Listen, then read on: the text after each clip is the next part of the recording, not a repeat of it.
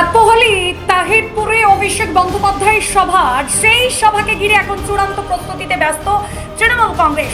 দলের লক্ষ্য প্রায় 1.5 লক্ষ মানুষের জমায়েত করে শক্তি প্রদর্শন করা। ইতিমধ্যে এই সভাস্থল পরিদর্শন করেছেন তৃণমূলের জেলা নেতৃত্ব।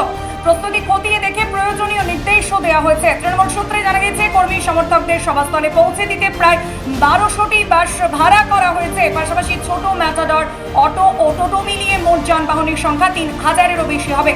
মূলত দক্ষিণ নদিয়া জেলা থেকে বিপুল সংখ্যক কর্মী সমর্থক সভায় যোগ দেবেন বলে দাবি শাসক দলের।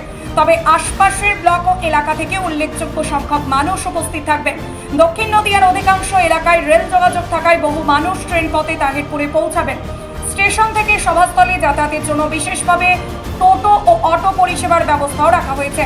যানজট এড়াতে ও শৃঙ্খলা বজায় রাখতে স্বেচ্ছাসেবক দায়িত্ব দেওয়া হয়েছে। দক্ষিণ নদিয়ায় বিজেপির শক্ত ঘাঁটি ভাঙতে এই সভাকে বিশেষ গুরুত্ব দিচ্ছে তৃণমূল। মাঠ পরিদর্শনে আসেন নদিয়া দক্ষিণ রানাঘাট সাংগঠনিক জেলা সভাপতি দেবাশিস গাঙ্গুলি।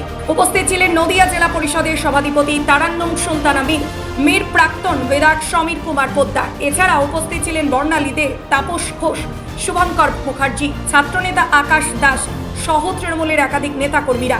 দলীয় সূত্রে জানা গেছে, বুথ পিছু 60 থেকে 70 জন কর্মী সমর্থককে সভায় নিয়ে যাওয়ার নির্দেশ দেওয়া হয়েছে।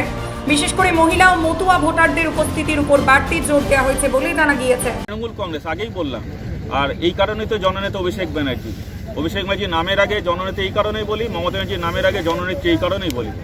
আর্তপীড়িত মানুষের কাছে সবসময় তৃণমূল কংগ্রেস আছে, জননেত্রী মমতা ব্যানার্জি আছেন, জননেতা অভিষেক ব্যানার্জি আছে, সারা বাংলার মানুষের পাশে আছে।